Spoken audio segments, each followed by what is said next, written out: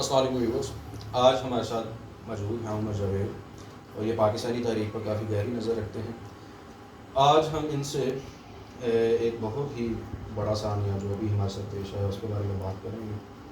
اس سانحے کا جو لب لباب ہے وہ ہے ڈاکٹر عبدالقدیر خان صاحب, جو کہ اب ہمارے ساتھ نہیں رہے. اللہ تعالیٰ ان کو غریق رحمت کرے اور ان کی روح کو جنت میں اعلیٰ مقام عطا فرمائے. عمر کیسے ہیں آپ؟ اللہ کا شکر. آپ نے ٹھیک ٹھاک ہے؟ ہاں جی, اللہ کا شکر. جیسے کہ میں نے ٹاپک ڈسکس کر لیا, آپ کو اس ٹاپک کی نوعیت کا اندازہ ہو چکا ہوگا کہ ہم کس بارے میں بات کرنے جا رہے ہیں. تو کیا سوچتے ہیں آپ, ڈاکٹر عبدالقدیر خان باحیثیت شخصیت کیسا انسان تھا؟ Doctor Abdul Qadeer Khan as a Pakistani عوام, ایز اے پاکستانی جو ہمارے لیے وہ مقام ہوتے تھے, وہ ایک ایز اے ہیرو تھے. اور وہ اس ٹائم کا واقعہ ہے کہ جب ہماری پیدائش بھی نہیں ہوئی تھی. مطلب وہ تب سے پاکستان کے لیے ایک محسن کا ایک کردار نبھاتے رہے, اور پاکستان کے لیے انہوں نے اپنے نام کو بھی حتیٰ کہ خراب کیا, اس لیے کہ صرف پاکستان کا جو وجود ہے وہ دنیا میں برقرار رہے. ان کو اس ٹائم تاریخ میں پڑھا جائے کہ 1974 میں جب انڈیا نے فرسٹ ٹائم اٹامک ٹیسٹ کیا, تو اس ٹائم باقی جہاں حکمران تھے, ایک فوج کا ادارہ تھا, سب کو تھا کہ ہم بھی اپنی ساخت کو برقرار رکھنے کے لیے, وجود کو برقرار رکھنے کے لیے کوئی ایسا ٹیسٹ کریں. لیکن اس ٹائم نہ فائنینشلی حالت ایسی تھی اور نہ مورلی دنیا کی سپورٹ ہمارے ساتھ, یورپی یونین ہو گیا یا امریکہ سپر پاور ہو گیا, نہ اس کی سپورٹ ہمارے ساتھ تھی. تو اس ٹائم پہ ایک قابل انسان جو ہالینڈ میں بڑی اچھی ڈگری کمپلیٹ کر کے آگے اپنا پروفیشن کنٹینیو کر سکتا تھا, لیکن اس نے ترجیح کیا دی؟ اس نے ترجیح اس بات پہ دی کہ میں پاکستان جاؤں, کیونکہ وہ پاکستانی تھے. بے شک وہ مہاجر تھے, بھوپال انڈیا میں وہ پیدا ہوئے تھے, اور انہوں نے اپنے سوری میں آپ کو انٹرپٹ کر رہا ہوں. ایک تو وہ بندہ ہندوستان میں پیدا ہوا, جیسے کہ آپ نے بھی بتایا وہ صوبہ بھوپال میں بلونگ کرتے تھے. کیا ریزن تھی کہ وہ بندہ پاکستان کے لیے اتنا محب وطن تھا؟ وہ کون سا ایک سانحہ تھا یا وہ کون سا کوئی واقعہ تھا جس نے ایک ڈاکٹر AQ خان کو بنایا؟ سائنسدان تو بہت سے تھے, بہت سارے لوگ پڑھے لکھے تھے, ایسا نہیں ہے کہ پاکستان میں اس سے پہلے کوئی سائنسدان نہیں تھا یا کسی نے میٹالرجی کی ڈگری نہیں تھی کی. لیکن وہ کیا بات تھی کہ جو ڈاکٹر صاحب اپنی زندگی میں بڑی ہائی لائٹ کرتے تھے کہ وہ چیز, وہ سانحہ, وہ دن مجھے نہیں بھولتا, جس کی وجہ سے میں نے یہ ٹھان لی تھی کہ اب پاکستان کو ناقابل تسخیر بنانا. کیا آپ اس موضوع پہ کچھ روشنی ڈالیں؟ اچھا نعمان, بات اس طرح سے ہے کہ اللہ تعالیٰ اسکل ہنر ہر ایک کو دیتا ہے, لیکن توفیق اسی کو دیتا ہے جو کوشش کرے. جس طرح آپ نے کہا میٹالرجی ہوتی ہے, لیکن ایک چیز ہوتی ہے کہ بندے کی اپنی ایک سوچ ہوتی ہے. ہاں بالکل, اس کی طرف توفیق سے پہلے سوچ کا ہونا بڑا ضروری ہے. توفیق اللہ انہیں کو دیتا ہے جن کے پاس کچھ سوچ کار فرما ہوتی ہے کہ میں نے یہ کام کرنا ہے, میں نے اپنی قوم کے لیے کچھ کرنا ہے. دیکھو, میں اس طرح پہلے کہا تھا کہ 74 کا جب واقعہ ہوا, تو اس واقعے کے بعد آپ ڈاکٹر قدیر کا انٹرویو سنیں, انہوں نے صرف ایک بات کی. انہوں نے کہا کہ مجھے ہی ایسا لگتا ہے اور میری سوچ یہ کہتی ہے کہ انڈیا نے جہاں پہ ایک اپنا اٹامک ٹیسٹ کر لیا, اب وہ یہاں رکے گا نہیں. لازمی بات ہے, جس نے ایک مطلب دنیا کو بتا دیا کہ اس ٹائم وہ سپر پاور تو نہیں لیکن اٹامک پاور وہ بن گیا, کامیاب ٹیسٹ تھا اس کا. کیا آپ کے نزدیک صرف ایک یہی ریزن تھا؟ یہ تو چلے ایک ڈیفینسو موڈ تھا نا ان کا, کہ وہ ایک ڈیفینسو تھوڑا سوچتے تھے کہ ایک ہمسایہ ملک جو ہمارا روایتی حریف بھی ہے. کیا آپ کے خیال میں 1971 کا جو واقعہ ہے, جو سقوط ڈھاکہ ہے, کیا وہ اس سارے سینیریو کے پیچھے اس کا کوئی کردار ہے؟ اچھا, سقوط ڈھاکہ ایک پاکستان کا نا ایک بیڈ بلیک ڈے کہہ سکتے ہیں کہ پاکستانی ہسٹری میں ایسا دن نہیں ہے کہ جس کو میرا خیال ہے ہمیں دیکھنا چاہیے کہ ہمارا ملک ٹوٹا, آدھی عوام گئی, معیشت, اکانومی, جو بھی چیز تھی, ایک سانحہ, مطلب آپ ایک چھوٹا سا خطہ برداشت نہیں کرتے, لیکن ہمارا تو آدھا ملک ٹوٹ کے رہ رہا ہے. اس کو آپ مطلب اس سے اگر ریلیٹ کرتے ہیں تو کہیں پہ کہا جا سکتا ہے, لیکن بات وہی آ جاتی ہے کہ ایک انڈیا جو آپ کے ساتھ ہمسایہ, جو آپ کا ایک, آپ اس قبل کے حصہ تھے, اور وہ الگ ہوا، وہ شروع دن سے آپ کا جو وجود ہے اس کو قبول ہی نہیں اس کو، ٹھیک ہے. ایسے ہی. اور آپ جتنی مرضی ایک اچھی اس سے توقع رکھیں کہ وہ ہمارے ساتھ ایز اے ہمسایہ اچھا چلتا ہے، لیکن پھر بھی آپ کو ایک دشمن کے اندر سے اس کی بو نہیں ختم ہو سکتی. اور جو اٹامک ٹیسٹ کرنے کے بعد آپ یہ بھی دیکھیں ان کی جو عوام ہے، آبادی ہے، آبادی کے لحاظ سے بھی دیکھا جائے تو انڈیا کا جو خطہ ہے وہ ان کے لیے کافی نہیں ہے. جتنی آبادی ہے ان کی، اتنی آبادی ہے کہ وہ اگر پاکستان بھی اس کے اندر چلے جائے نا، تو تب بھی مطلب پر کیپیٹا یا ایک ڈینسٹی کے حوالے سے ان کی جو آبادی ہے وہ پوری پھر بھی نہ آئے. تو میرا یہی ہے ماننا کہ ایک انڈیا کے ہی جواب میں ہی ان کی ایک کوشش تھی، جس کے بعد گورنمنٹ نے ان کو سپورٹ کیا، آرمی نے سپورٹ کیا، پاکستانی عوام نے سپورٹ کیا، اور ان کا ایک احسان کہ وہ ہر چیز کو چھوڑ کر، یہ وہی چیز ہے کہ جس طرح قائد اعظم انگلینڈ میں اپنی ہر چیز چھوڑ کے آئے پاکستان بنانے کے لیے، کوئی ذاتی مفاد نہیں تھا اس میں. ٹوٹلی وہ ایک پاکستانی عوام کی خاطر انہوں نے جنگ لڑی، اور جتنا ٹائم بھی وہ پاکستان میں رہے، زندہ رہے، انہوں نے ایٹ دا اینڈ تک پاکستانی عوام کے لیے. جو میں یہ سمجھتا ہوں کہ ان کے بعد یہ دوسرے قائد کی حیثیت رکھتے ہیں ہمارے لیے، کہ پاکستان دیکھیں بند تو گیا، ٹھیک ہے، اور جب وہ 2 لخت ہوا تو ہم کیا کر سکتے؟ کچھ بھی نہیں. مطلب ایٹ دا اینڈ ہمیں سرنڈر کرنا پڑا اور اپنا ہر چیز ان کو دے کے واپس آنا پڑا عزت کے ساتھ.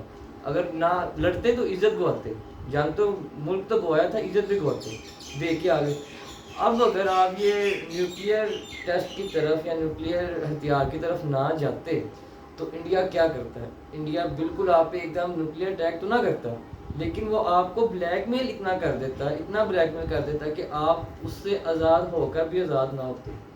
پھر میرا خیال ہے جی جو ہمارا عقیدہ اسلام ہے اس میں تو علامہ اقبال اس حوالے سے فرماتے ہیں کہ بے تیغ بھی لڑتا ہے مومن، کہ مومن کبھی بھی ہتھیاروں پر جو ہے وہ انحصار نہیں کرتا، وہ اپنے جذبہ ایمان کے ساتھ لڑتا ہے. تو کیا یہ ضروری تھا کہ ہمیں ایٹم بم کی ہی ضرورت تھی؟ بالکل بالکل بالکل. ایٹم بم کے علاوہ ہم مومن ہتھیار سے نہیں لڑتا ہے، وہ جذبہ ایمانی سے لڑتا ہے، وہ اپنے ایمان کی بدولت لڑتا ہے. لیکن ایسا بھی نہیں ہوتا کہ تلوار اور مسلح ہو کے دشمن آیا اور مومن کہے کہ میں کیونکہ میرے پاس جذبہ ایمانی ہے تو میں لڑوں گا. یہ غلط ہے. مطلب آپ کے پاس بھی اس کے مقابلے پہ ہونا چاہیے. ہاں تم اس بات سے نہ گھبراؤ کہ وہ تعداد میں زیادہ ہے، اس بات میں تم ایمان رکھو کہ میرے ساتھ میرا حل ہے، میں پوری صلاحیت کے ساتھ. ایسا بھی نہیں ہو کہ آپ بزرگوں کو لے کے آ جائیں کہ وہ بھی مومن ہے، جذبہ ان کا نوجوانوں سے زیادہ ہو سکتا ہے. نہیں، آپ نے جنگ ان کے لیول پہ ہی لڑنی ہے، ایڈوانس ہتھیاروں کے ساتھ ہی لڑنی ہے. لیکن اس میں یہ ہو سکتا ہے کہ ان کے پاس کہتے ہیں تعداد زیادہ ہو سکتی ہے، سارا کچھ. میرے خیال میں آپ کا یہ کنسیپٹ ہے کہ دنیا ایک دارالاسباب ہے. اللہ تعالیٰ نے یہاں رہنے کے لیے کچھ چیزوں کو ریفرنس بنایا. جنگ ہے تو جنگ کے کنسیپٹ کے ساتھ ہتھیار کا کنسیپٹ بھی جڑتا ہے. اور نو ڈاؤٹ کوئی بھی جنگ ہتھیاروں کے بنا، افرادی قوت بھی چاہیے ہوتی ہے، لیکن افرادی قوت جب تک ہتھیاروں کے ساتھ لیس نہیں ہوتی وہ جنگ جو ہوتی ہے وہ ایک طرفہ نظر آتی ہے. چلیں یہ تو بات ہوگی کہ ڈاکٹر عبدالقدیر خان نے ہمیں ایٹم بم بنا دیا جس کی وجہ سے ملک جو ہے وہ ناقابل تسخیر ہو گیا اور ہم لوگ دوسروں کی آنکھوں میں آنکھیں ڈال کے بات کرنے والے بن گئے. بات کو مختصر کرتے ہوئے ایٹم بم بنانے کے نتیجہ میں ڈاکٹر عبدالقدیر خان کو کیا ملا؟ پاکستان کو تو نو ڈاؤٹ بہت کچھ مل گیا، لیکن اس کے کریڈٹ میں عبدالقدیر خان جو تھا بحیثیت ایک انسان یا بحیثیت ایک قومی ہیرو ہم نے کس طرح اس کو ریگارڈ کیا، کس طرح عزت دی؟ کیا ہم ان کا حق ادا کر پائے یا نہیں؟ بالکل، یہ ایک بہت ہی المناک سوال میں کہوں گا اس موقع پہ کہ جب ان کی وفات ہوئی ہے. اور ایسا سوال دیکھو، سوشل میڈیا کا دور ہے، پرنٹ میڈیا، ڈیجیٹل میڈیا کا دور ہے. ہم کسی کو عقیدت احترام دینے کے لیے سب سے پہلے ایک اسٹیٹس لگائیں گے، ان کی پوسٹ شیئر کریں گے، ان کی میکسیمم تھوڑی بہت ہسٹری شیئر کریں گے. میں اس کو المناک اور دردناک اس لیے کہا ہے کہ 98 میں ہمارے وہ قومی ہیرو تھے، نمبر 1 صفحے اول کے وہ ہیرو تھے. اور وہ ایسے ہیرو تھے کہ ان کی تصویر جنرل ایوب خان کے بعد وہ واحد ایسے لیڈر تھے، لیڈر تو نہیں، ایک ہیرو تھے کہ جن کی تصویریں ہمارے ٹرکوں کے پیچھے، بالکل ہمارے ٹرکوں کے پیچھے دیواروں پہ لوگ احتراماً ان کا اتنا مطلب عقیدت رکھتے تھے ان کے ساتھ کہ جس کی مثال نہیں تھی اس ٹائم پہ. مطلب ہم بالکل چھوٹے ہوں گے اس ٹائم پہ، 98 99 کی بات ہے. لیکن دیکھیں جو طاقت ہوتی ہے نا، جو طاقتور ہوتے ہیں وہ اپنا کہیں نہ کہیں اثر و رسوخ ضرور دکھا رہا ہوتا ہے. اب اس ٹائم پہ بھی اور آج بھی سپر پاور وہی ہے جو فرسٹ ورلڈ وار کے سیکنڈ ورلڈ وار کے بعد بنا، امریکہ. اب میں اس اسٹیج پہ آ کے بغیر کسی سوچے سمجھے میں امریکہ کا نام لگا کے اور فوری طور پہ اپنے آپ کو جھاڑ کے بیٹھنے بھی غلط ہے. بڑا پرانا سنتے آ رہے ہیں جو بھی کروا رہا ہے امریکہ کروا رہا ہے، لیکن ایسی نوبت کیا کہ آپ کرنے پہ مجبور ہو، یہ بھی تو دیکھا جائے نا. اب 2003 کی شاید بات ہے کہ ڈاکٹر عبدالقدیر خان کو ہمارے ہی ملک میں وہ ہیرو ہیں، انہوں نے ہمیں ایٹمی ہتھیار ہی نہیں بلکہ میزائل سسٹم بھی ہمیں پرووائڈ کیا، اور وہ اور بھی بڑا کچھ کر سکتے تھے، لیکن ہم نے 2003 میں ان کو نظر بند کیا. ہم نے ان کے آنے جانے پہ پابندیاں لگائیں، سارا کچھ کیا.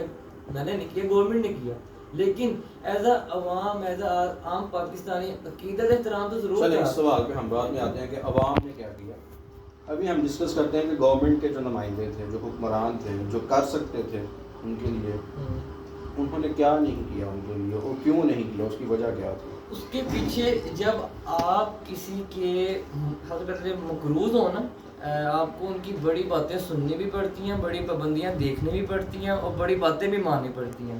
اب امریکہ کے آج کے ہم مقروض نہیں ہیں، بڑی دیر سے مقروض چلے آ رہے ہیں، اور اس کے کہنے پہ ہم نے کئی واقعات ایسے کیے. اب ذوالفقار علی بھٹو سے لے کے پاکستان الگ ہونے تک، اور پتہ نہیں کیا واقعات اور بھی ایسے.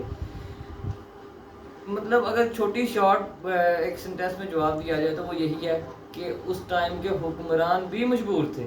حکمران ایک ہی تھا نا اس ٹائم پہ، باقی کسی اس کے وزیر اعظم کا نام بھی نہیں ہوا تھا اس ٹائم پہ، اور جنرل مشرف ہی تھا ایک، وہ ابھی بھی ہیں. تو اب ڈائریکٹلی اگر میں یہ کہہ دوں کہ انہوں نے امریکہ کے دباؤ میں آئے کیا، تو یہ ساری دنیا جانتی ہے، اس میں کوئی نئی بات تو ہے نہیں ہے. لیکن وہ بندہ، وہ لیڈر کہ جو امریکہ کے سامنے کہا جاتا تھا کہ آنکھوں میں آنکھیں ڈال کے بات کرتے ہیں، لیکن اس کو اس معاملے پر بھی کرنی چاہیے تھی.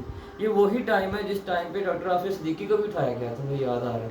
مطلب یہ وہ ٹائم تھا کہ جہاں پہ ہم کارگل کے معاملے پہ یا انڈیا کے ساتھ کسی کشمیر کے معاملے پہ امریکہ کے ساتھ ہم دو ٹوک بات کر رہے ہیں، تو ہمیں اس ٹائم بھی ان دو ہیروز کے لیے بھی آنکھوں میں آنکھیں ڈال کے بات کرنی چاہیے تھی.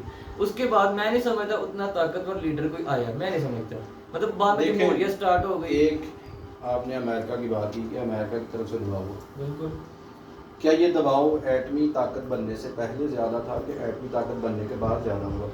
بننے سے پہلے. وہ کیا وجہ تھی کہ اس دور کے جو سیاستدان تھے کیا وہ زیادہ اسٹرانگ تھے؟ کیا یہاں پاکستان معاشی طور پہ زیادہ مضبوط تھا جس کی وجہ سے وہ اس پریشر کو ہینڈل کر لیے، اور اتنی معاشیاں پابندیاں برداشت کرنے کے باوجود وہ ایک ایٹمی قوت بنے؟ لیکن آج کا سیاستدان جو ایک ایٹمی طاقت کا مالک بھی ہے، پاکستان جو ہے وہ معاشی طور پر بہتر بھی ہے، ہماری فوجی قوت جو ہے وہ پہلے سے زیادہ مضبوط ہو چکی ہے، لیکن اس کے باوجود ہم امریکہ کو آنکھوں میں آنکھیں ڈال کے بات نہیں کر پا رہے. اچھا، جس طرح آپ پہلے سوال کیا آپ نے کہ ایٹمی ٹیسٹ کرنے سے پہلے امریکہ کا پریشر زیادہ تھا کہ بعد میں. اچھا، اس سے پہلے یہ کنڈیشن تھی، امریکہ ہی حال ہی نہیں، اسرائیل بلکہ برٹش دنیا بھی، یورپی دنیا بھی، وہ ہمیں اتنی امداد، یہ قرض نہیں، امداد کی سینس میں اتنا ہمیں دے رہے تھے کہ ہمارے قرض سارے ختم ہو جاتے، سارے قرض ختم ہو جاتے، اور ہم معاشی طور پہ ایک خود مختاری کی طرف چل پڑتے. لیکن کہتے ہیں نا کہ اللہ تعالیٰ کسی کو بھی چن لیتے ہیں کسی نیک مقصد کے لیے. میں سمجھتا ہوں کہ بنا تو ہم نے کافی دیر پہلے لیا تھا، کہا جاتا ہے 95 یا 96 میں ہم اس کنڈیشن میں تھے کہ ہم اٹامک ٹیسٹ کر سکتے، لیکن پھر بھی 3 سال بعد کیا، وہ بھی اس جواب میں کہ انڈیا نے کیا، اس کے جواب میں کیا. تو اس ٹائم کے حکمران، میں سمجھتا ہوں نہ چاہتے ہوئے بھی ان سے یہ کام اللہ نے کروایا. مطلب اگر یہ کہا جائے کہ اس ٹائم پہ بھی نواز شریف تھے، اور ابھی بھی نواز شریف کی حکومت رہی ہے پہلے، اور اس ٹائم کے جرنیل کوئی ایسے جرنیل نہیں تھے کہ جو دنیا کو پھاڑ دیتے، ایسے جرنیل بھی نہیں تھے. مطلب اب بھی ویسے ہیں طاقتور، یا نہ ڈر آج بھی موجود ہیں. لیکن یہ واقعہ کہتے ہیں کہ اللہ کسی سے کروا دیتا نیکی، یہ تا حیات یہ نیکی اس کے سر پہ آ گئی ہے کہ اس سے یہ کروا دی گئی. اب اس کے بعد اس وزیر اعظم کو خود نہیں پتا کہ میرے ساتھ کیا ہونا ہے. ڈر رہا تھا. ڈر کس بات سے رہا تھا؟ یورپی یونین سے مار پڑے گی، امریکہ پابندیاں لگائے گا، دوسری دنیا منہ نہیں لگائے گی، اور حقیقت میں بعد میں ایسا ہوا. اور اس کہتے ہیں کہ جب کوئی بڑا ایکشن ہو تو اس کا ریئیکشن اگر بڑا نہ ہوگا لیکن چھوٹے چھوٹے ریئیکشن لا کے اتنا بڑا ضرور ہو جائے گا. امریکہ نے فوری طور پہ ہم پہ اٹیک نہیں کیا, پابندی نہیں لگائی, لیکن اس نے ہمیں معاشی طور پہ اتنا کمزور کر دیا. اور دوسرے طریقوں سے اب اس نے سب سے پہلے کیا ہوا 98 میں اگر اس نے ایٹمی دھماکے کیے تو 99 میں معاشرہ لگ گیا. اب معاشرہ کسی ملک کے لیے بھی کوئی فیوریٹ نہیں ہوتا. 2003 آیا, قدیر خان کی جان پھر نہیں چھوڑی, نظر بند کر دیا. پھر 2007 آیا, پیچھے اور بڑی ریزن ہو سکتی ہیں, بے نظیر کا مرڈر اس کے اندر آ رہا ہے. مطلب یہ ساری ایسی چیزیں ہیں کہ جنہوں نے ہمیں معیشت کی جو ترقی کی سیڑھی ہے اس پہ چڑھنے نہیں دیا.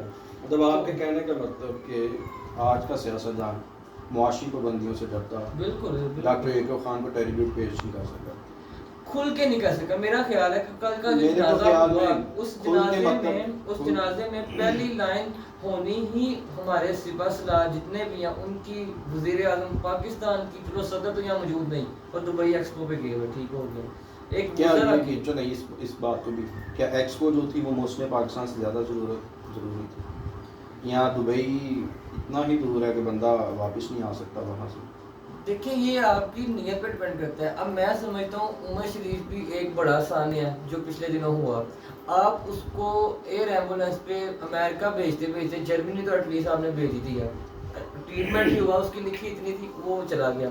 تو میں سمجھتا ہوں ڈاکٹر عبدالقدیر کا کسی صورت اسے چھوٹا نہیں تھا ہیرو, بہت بڑا ہیرو, اتنا بڑا کہ آج کوئی اس کی عمر شریف ڈاکٹر عبدالقدیر خان کے ساتھ کوئی کمپیریزن نہیں ہے. وہ ایک ایکٹر ہے, وہ ایک نیوٹرل سائنٹسٹ ہے. میرے خیال سے ان کو چاہیے تھا کہ جس ٹائم طبیعت ناساز ہوئی ہے, آپ کو کسی ایسے ملک سے ڈر ہے نا کہ اگر ہم ان کو وہاں بھیجیں گے تو ہو سکتا ہے کہ وہ کوئی ان کے ساتھ غلط نہ کرتے ہیں.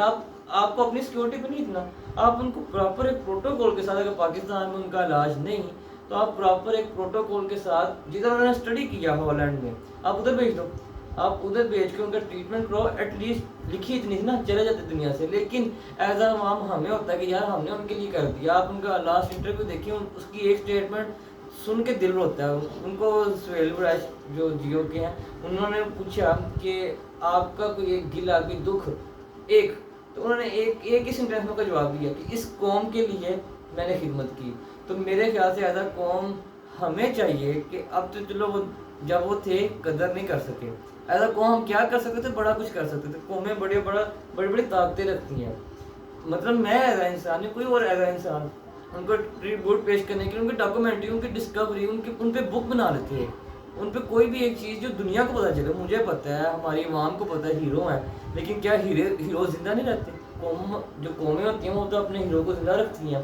جی بالکل, جسم مرتا ہے سوچ کو موت نہیں آتی. بالکل. تو چلیں یہ تو بات ہوگی سیاستدانوں کی. اب ایک دوسرا پہلو ہے, باحثیت پاکستانی عوام جس میں اور آپ بھی شامل ہیں. ہم نے ڈاکٹر ایکو خان کو کس طرح خراج تحسین پیش کیا یا کیسے کرنا چاہیے؟ میرے خیال سے جو ہونا تھا وہ تو ہو گیا ہو, لیکن اب ہم ان کے لیے کیا کر سکتے ہیں؟ سب سے پہلے ان کو اپنا رول ماڈل اور آئیڈیل بنا کے, میں یہ نہیں کہوں گا سارے ایٹمی سیاستدان بن جائیں, میں یہ کہوں گا کہ ان کی جو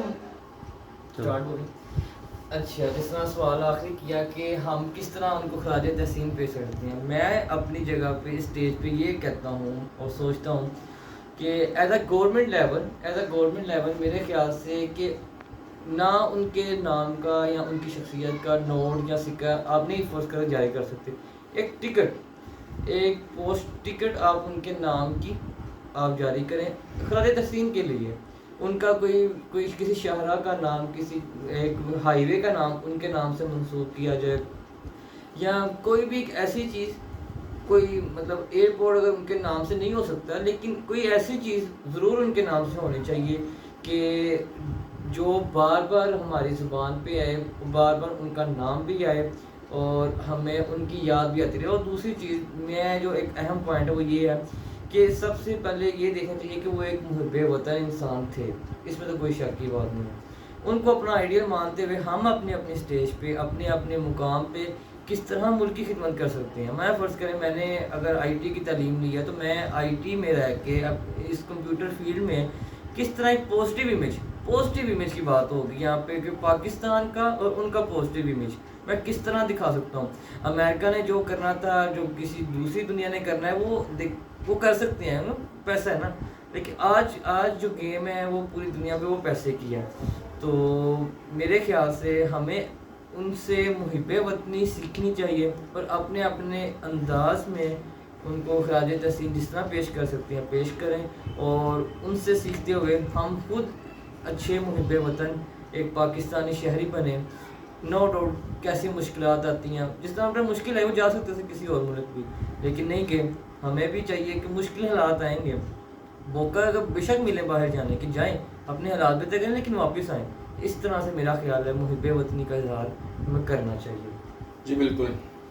جی تو ناظرین یہ تھے عمر کے خیالات, اور میں کافی کچھ ان کی باتوں سے متاثر بھی ہوا ہوں اور ان کی باتوں کو ایگری بھی کرتا ہوں. ان دا اینڈ ہمیشہ زندہ قوموں کا یہ شعور ہوتا ہے کہ وہ اپنے محسنوں کو بلاتے نہیں ہیں, وہ صدیوں کیا وہ اپنی تاریخ کا ایک حصہ بنا دیتے ہیں جو ان کی نسل پر کوئی احسان کر کے گزر جائے. تو ڈاکٹر عبدالقدیر خان ہماری نسل کے ایک وہ ہیرو ہیں کہ جو میرا نہیں خیال کہ اگر یہ باب ہماری ہسٹری میں یا ہماری تاریخ میں نہ ہوتا تو آج ہم اتنے سب فخر کے ساتھ بلند کر کے جیتے اور اتنے ڈٹائی کے ساتھ ہم لوگوں کے سامنے ڈٹ جاتے ہیں آج کہ ہم ایک ایٹمی قوت ہیں, لیکن اس کے باوجود یہ لفظ استعمال کرتے ہوئے آج ہماری زبانوں پہ کوئی لرزہ نہیں آتا کہ جس شخص نے ہمیں اس قابل بنا دیا اس شخص کا تو نام کہیں نہیں ہے, لیکن اس کی سروس کو ہم ہر جگہ یاد رکھتے ہیں. ابھی عمر کچھ بیان کر رہے تھے کہ ہم کس طرح ان کو ٹریبیوٹ دے سکتے ہیں, تو اس میں میرا بھی خیال ہے کچھ چیزیں جو میں نے اپنے بھی ہاتھ پہ سوچی ہیں کہ ایسا بھی ہونا چاہیے. سب سے پہلی بات تو یہ کہ کچھ سیاستدان ماضی میں گزرے ہیں جو ان پہ اوچھے الزامات لگاتے رہے. ٹھیک ہے, سب سے پہلے تو ان سیاستدانوں کو اسکرین پر آنا چاہیے, عوام کے سامنے آ کر اپنے کیے کی معافی مانگنی چاہیے کہ ہم نے ان کی ذات پہ کیچڑ اچھالا, جو کہ بالکل بے بنیاد الزامات تھے. ایک سب سے اچھا ٹریبیوٹ یہ ہوتا ہے کہ انسان کے جانے کے بعد اگر آپ نے اس کے ساتھ کچھ برا کیا تو اس برائی کو لوگوں کے سامنے بیان کرتے ہوئے ان سے معافی مانگی جائے. میں سمجھتا ہوں پہلی چیز یہ ہے کہ جو سیاستدان ہیں جنہوں نے ان پہ کیچڑ اچھالا وہ اپنی کیے کی معافی مانگے. دوسرا, کسی بھی انسان کے نام کو زندہ رکھنے کا سب سے بہترین جو ذریعہ ہے وہ یہ ہے کہ اس کی تعلیمات کو عام کیا جائے. وہ جو ساری عمر اپنی جد و جہد کرتا رہا, جس چیز کے لیے وہ دگ و دو کرتا رہا, اس دگ و دو کو آگے بڑھایا جائے. اگر ہم عرفہ کریم کے لیے ایک ٹیکنالوجی پارک, ایک یونیورسٹی کا قیام عمل میں لا سکتے ہیں تو no doubt doctor Abdul Qadeer Khan Arfa Karim سے کہیں بڑا انسان تھا, اور اس نے عرفہ کریم سے کہیں زیادہ اس ملک کے لیے قربانیاں دی ہیں. ٹھیک ہے, اور اس نے عرفہ کریم سے کہیں زیادہ اس ملک کا نام روشن کیا. تو میرے خیال میں ہمیں کوئی نہ کوئی ایک ایسا ادارہ ضرور قائم کرنا چاہیے کہ جو بچوں کو ڈاکٹر عبدالقدیر خان کے نقشے قدم پہ چلنا سکھائے اور ان کی تعلیمات کو آگے بڑھائے. ٹھیک ہے, اور باحثیت قوم ہمیں یہ چاہیے کہ ہم اپنے محسن کی یادوں کو اپنے بچوں میں بانٹیں اور اپنی آنے والی نسلوں کو یہ سکھائیں کہ ڈاکٹر عبدالقدیر خان کیا تھا, اور اس جیسے انسان جو ہیں وہ روز روز پیدا نہیں ہوں. تو یہ تھا آج کا ہمارا درجیہ. امید ہے یہ باتیں آپ کو اچھی لگی ہوں گی, اور میرا خیال باحثیت قوم ہم سب کو مل کے ایک انیشیٹو لینا چاہیے. سب اپنا خیال رکھیے گا. اللہ حافظ.